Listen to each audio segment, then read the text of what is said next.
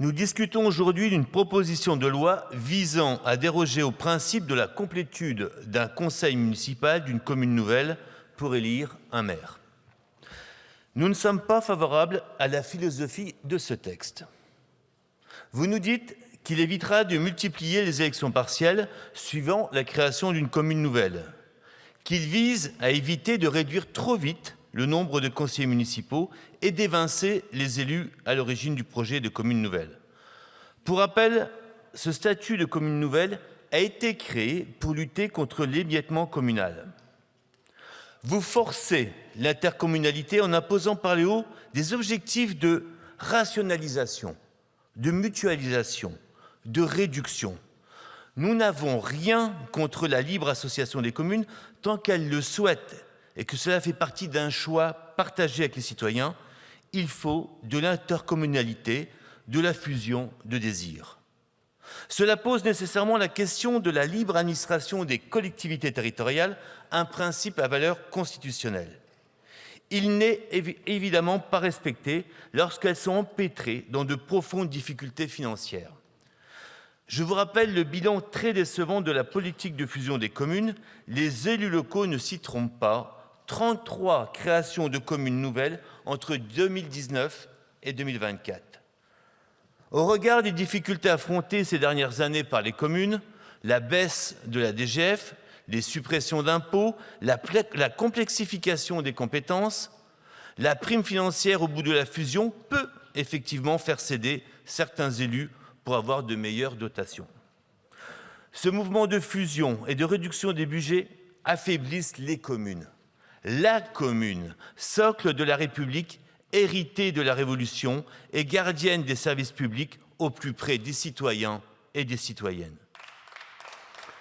La concentration, la fusion, la métropolisation, les méga-régions brisent les services publics, complexifient la répartition des compétences, allongent les distances entre le domicile, le travail et les services, vident les campagnes des emplois qualifiés, éloignent toujours les citoyens.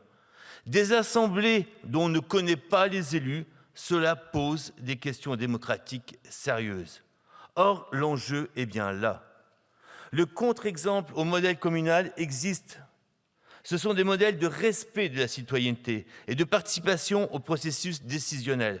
Par exemple, à Kingersheim en Alsace, sous la forme de conseils participatifs pour une démocratie de construction. Ce dont nous avons besoin, ce sont des élus et des institutions au plus près des citoyens et des citoyennes. En commission, vous pointiez du doigt des difficultés techniques à l'organisation de nouvelles élections. Nous ne pensons pas que les élections soient un problème. Le vote et le consentement sont au fondement de la légitimité. Dans de trop nombreux cas de fusion, les citoyens n'ont pas été consultés parce que ce n'est pas une obligation légale. Vous voyez les élections comme des freins aux ambitions municipales, mais la consultation des électeurs est une nécessaire respiration lorsqu'on voit certaines communes nouvelles obligées de défusionner suite à des désaccords. En commission, monsieur le rapporteur craignait que nous soyons submergés par des élections partielles permanentes. Je le rassure, on parle actuellement de 28 communes concernées. Mais imaginons que le statut de commune nouvelle venait à s'étendre. Nous nous retrouvions avec 10 dizaines de communes qui n'auraient potentiellement pas le droit de se prononcer avec des élections générales, ni sur les conseils municipaux, ni sur les bien-fondés de la fusion. Il y a évidemment d'autres points soulevés en commission qui m'interpellent et qui ont été rappelés par ma collègue Elisa Martin. Une phrase m'interpelle dans la rédaction de cette PPL qui vise à remédier à cet obstacle qui ne permet pas aux élus d'exercer leurs fonctions dans de bonnes conditions.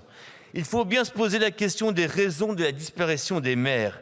Il y a un désintérêt des citoyens de s'engager et le nombre croissant des maires qui démissionnent doit nous alerter. Dans la mission Flash réalisée par nos collègues Stéphane Delautrette et Stella Dupont, il existe des recommandations mettant en avant le problème de l'absence de mécanismes de financement spécifiques et pérennes et pas de la technicité du mode d'élection du maire. La complétude ne serait qu'une solution à minima qui détourne l'attention de la crise qui concerne les élus locaux. Il est temps de lancer un grand projet de refondation de nos institutions, de la structure de l'État local comme de la structure de l'État national en partant des communes. Nous ne voterons pas ce texte en l'état. C'est un vote de lanceur d'alerte pour les communes. Je vous remercie.